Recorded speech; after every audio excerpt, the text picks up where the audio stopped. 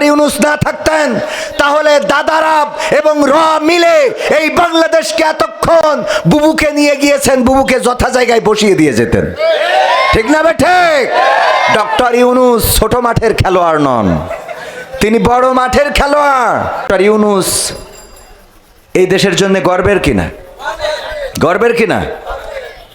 আমার তো মনে হয় এমন একটা দিন আসতে যাচ্ছে, আগে আমরা সরকার পতনের আন্দোলন করতাম, আর এখন যে আন্দোলন হবে সেটা বর্তমান সরকার রক্ষার আন্দোলন হবে। কারণ এই সরকার আসার পরে যদি আজকে ডক্টর ইউনূস না থাকতেন তাহলে দাদারা এবং র মিলে এই বাংলাদেশকে এতক্ষণ বুবুকে নিয়ে গিয়েছেন, বুবুকে যথা জায়গায় বসিয়ে দিয়ে যেতেন।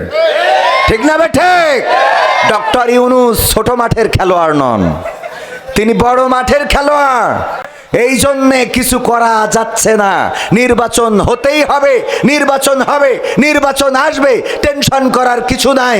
বক্তব্য হলো ধৈর্য ধারণ করতে হবে।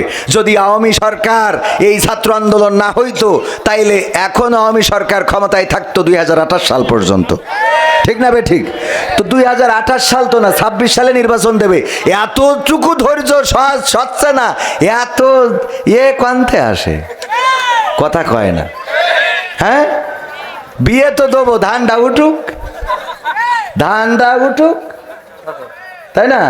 ধানটা গুছাই তো দেবা না, ধান গুছানো না আব্বা এখনই দিতে হবে।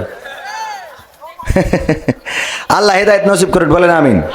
ক্ষমতায় কেউ স্থায়ী হয়।